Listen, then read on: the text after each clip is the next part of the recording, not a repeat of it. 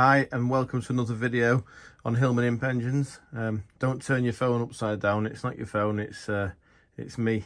There's an engine upside down on the bench and there's a reason for that. This video I'm going to try and sort of educate the average imp owner, handyman, or lady sorry, who's keen on imps to do their own head gasket change. It's a really simple operation. And I think that if you like your spanners and you're keen and you watch this video and use it as reference, there's no reason why you shouldn't be able to do a head gasket change yourself. It's something that all imps need from time to time, not necessarily because they've got a problem, just because the gaskets rot with time. These are old engines now. So we'll start by the format of the video is going to be basically a bit of time lapse where I'll do some work and then I'll do that in fast forward, and then I'll do a bit of a talk when we get to a tricky bit so that you can see how it's done. Now, the reason the engine is upside down is because the first problem with doing an imp head gasket is sometimes the bolts snap when you come to undo the head. And these bolts obviously pass through the coolant jacket, so sometimes some of the coolant can get into the threads and aluminium block, steel bolt. As you can imagine, it's not the best combination, so they sometimes seize and snap when you take them out. So to try and combat this, we need to understand why certain bolts snap more often than other ones. So if we look at the block, we can see we've got head bolts all the way along the outside here.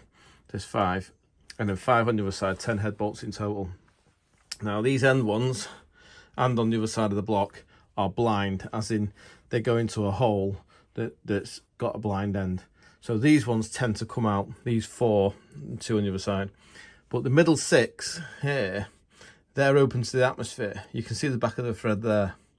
So if you're going to do a head gasket yourself, I strongly recommend you take the engine out. It's a doddle. You can do it with a trolley jack. You don't even need a crane.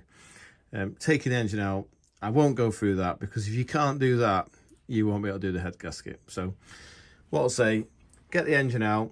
I've just took this old engine out of a pile of scrap engines and basically steamed it to bits. So I've got all the muck off it. So I'm going to take the sump off it as well, as a matter of course, and just have a peep inside, make sure the bearings are okay. I'm going to take the head off it, give it a bit of a faceplate, put it back together.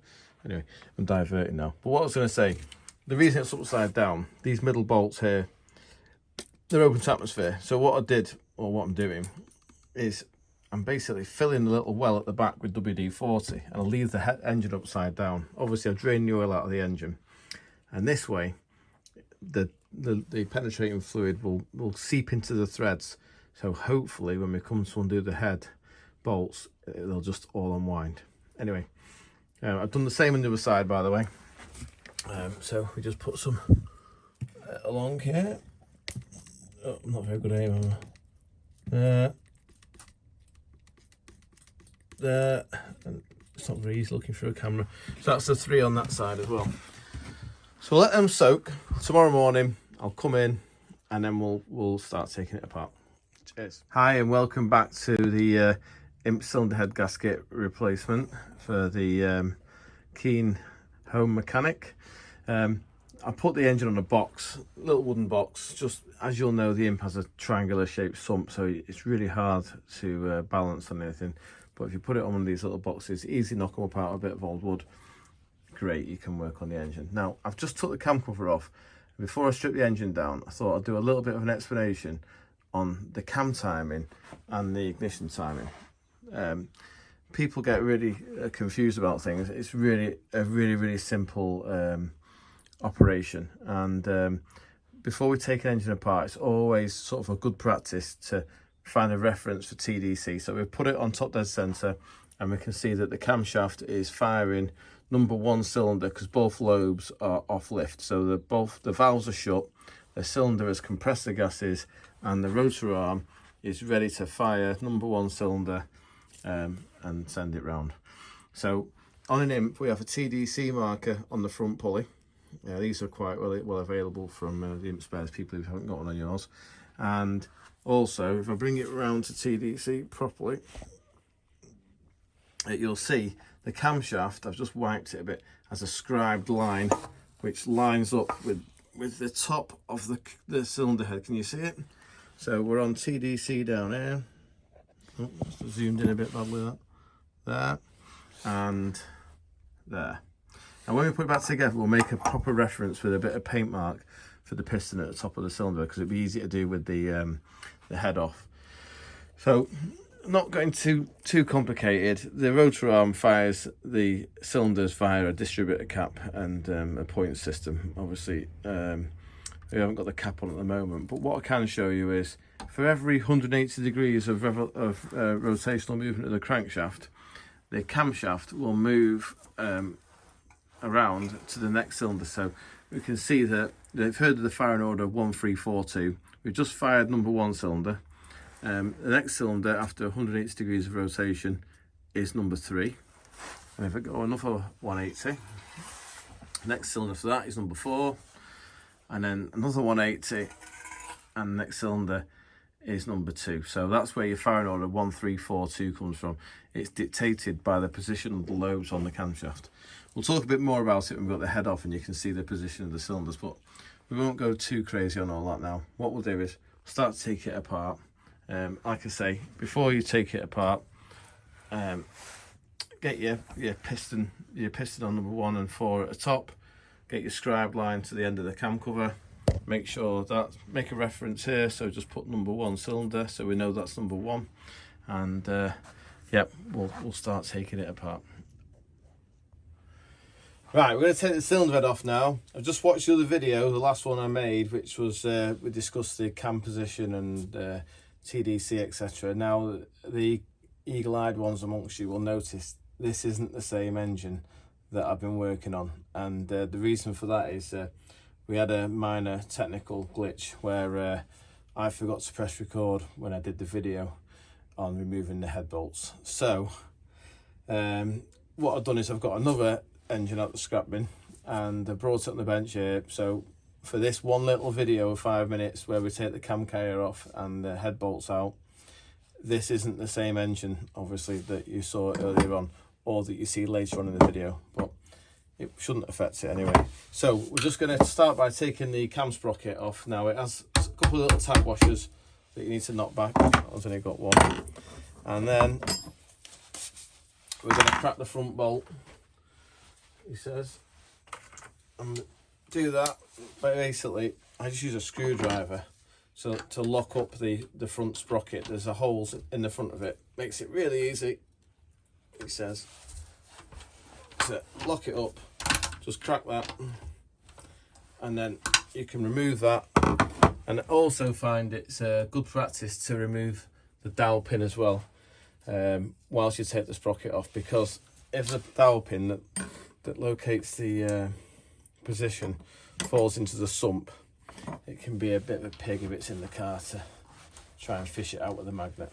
So there's a washer and a tab washer and this little 3/8 UNF bolt that goes on the front. So take that out, and then when we slide this off the end, just keep your finger or your thumb end on the end of the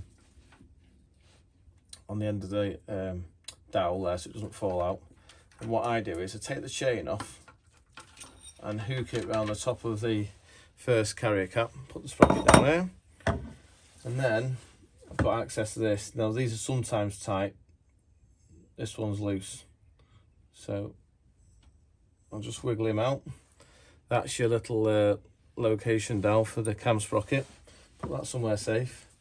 Right, what I'm going to do now is just going to use a piece of aluminium welding wire. I'm just going to hook that through the chain and let him drop down. I'll wrap it round so I can always fish the chain out later, because you don't really want it going down and getting caught around the bottom sprocket. Now the cam bearing caps, taking them off, quite straightforward. You'll notice that this has actually got a stud missing, probably been pulled out the thread, I don't know. Like I say, it's just another scrap engine. I did discuss with you early on about, or maybe it's in a video later, that the imp blocks can crack, and this is one that's cracked. You can see the crack all the way along the bottom here. That's not uncommon, I'm afraid. Just obviously years of not been having the antifreeze replaced, and you get a bad winter and ping, the whole lot goes crack. with the expansion of the ice. Anyway, these are your 3 bearing caps for your camshaft. Now, I can see straight away that some dipstick in the past has not put this back together properly, because this one, which is wider, is the first one, and it controls the thrust with these 2 shoulders. So if I put a screwdriver on there now, I can see, can you hear it, that the cam is floating, because that bearing cap should be there. So the wide one is always the first one. Just mark them up as they come off, put them somewhere safe so you know exactly how they go back. So I'll start by just cracking these.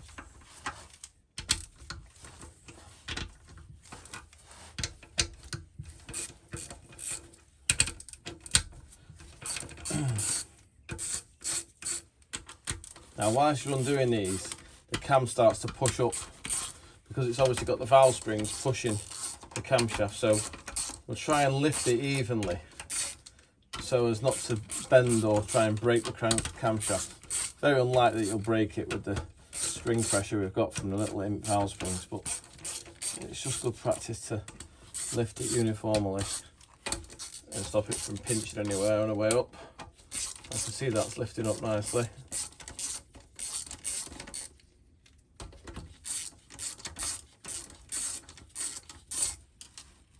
Oops. So we'll take this cam off now, and that'll give us the opportunity to take our cam followers out. Now obviously we want to keep everything in order, so like I showed you in a video later, I think there's I just got a piece of cardboard and wrote on it, you know, 1 to 8, 1 cylinders 1 to 4, and put all my nuts and washers in the correct place so that I could easily put them back. Right, well that's interesting. That is actually the correct cap for the front. It's a bit thin though. And that's also a first cap. So I don't exactly know what's happened there. That one fits a bit better. This is obviously being emery-horsed at some point by somebody. That's a thin cap. You can see it's much thinner. So normally you have a thin one and a thin one, and just a thick one on the front. But this is mainly all for the scrapping, so we're not going to get too concerned about any of it. Just looking at the part numbers. If you look there, you can see some partners. 701010 103 is just a Mark II cam.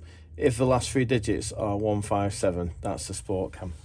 I think there's another number as well. I think it might be 174. If you can't see any casted numbers, just measure the lift. This one's, I think, 240 thou lift, and the Imp Sport cam is 310 lift. Right, we'll undo this cam carrier quickly. Oh, I'll tell you what, we'll take the buckets out. Now you can do this several ways. You can either use like a suction pad for lapping valves in, or you can just use a magnet. Just basically take the bucket off the follower, and you'll see there's a size shim inside there. That shim obviously controls the clearance. We'll talk about it later when we come to put it back together.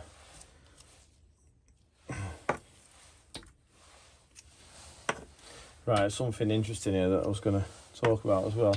I can see straight away this engine's had a few problems. And basically, one of the problems that catches imps out is you get a situation where, can you see how shiny that edge is there?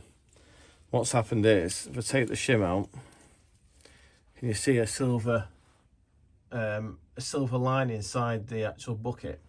And what that is instead of the bucket pushing on the shim and pushing on the valve stem, the shim is so thin that the bucket has pushed directly on the valve cap, which has then pushed the valve open. But when it does that, what happens is the collets wear. So can you see how the collets are countersunk, whereas on number 1 they're like flush with that bowl, but on this one they're sinking, and that's because it's been pushing on the cap, and it's one where the collets sit in the taper, and the whole lot started riding up, which means obviously it pushes on that more and more, and then eventually the engine will drop a valve. So when you build your engine up, always make sure that the shim is, you know, flush with the top, not countersunk like that, because otherwise it'll push on the wrong part. But looking at the other videos, I do touch on and talk about this further. It's quite a lot to understand all at once. Right, we'll whiz this off so we can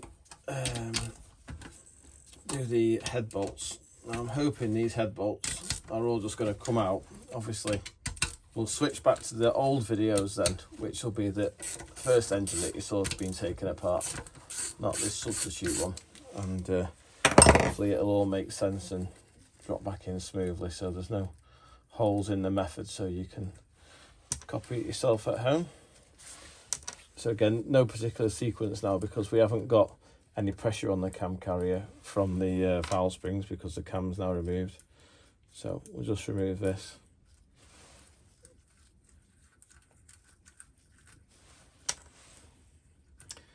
Keep all these washers, nice little washers these. You won't find them anywhere on the internet.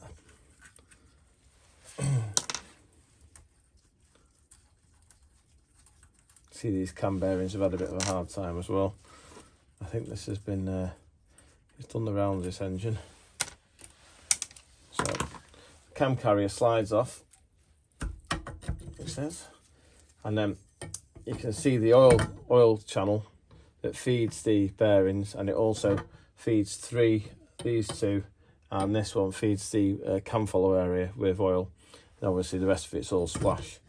Now also what we can see here is there's two dowels, one there and one there, and those two dowels locate there and there, and they make sure that the carrier is in the correct position before it's tightened down. So if any of those dowels are missing, really important you get replacement ones and make sure they're fitted.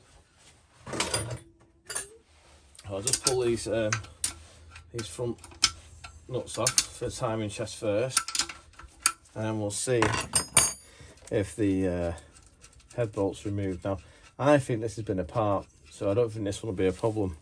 Obviously the one that I did the job where we had the engine upside down and that, all the bolts came out beautifully, but unfortunately I've lost the video, so I can't show you that. But never mind, we'll learn for next time. So I'll start with the small span. Obviously when we're tightening up we start middle and work out. When we're taking it apart it's the opposite, so we're going to start on the outside and work to the centre. That one's come undone, which is nice. That's undone. That one's okay. Crikey.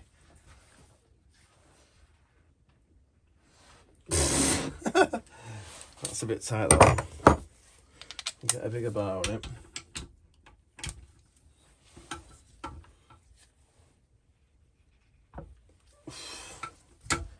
Yep, that's gone as well. It's a shame the block's scrapped because it looks like all the head bolts are going to come out on this one.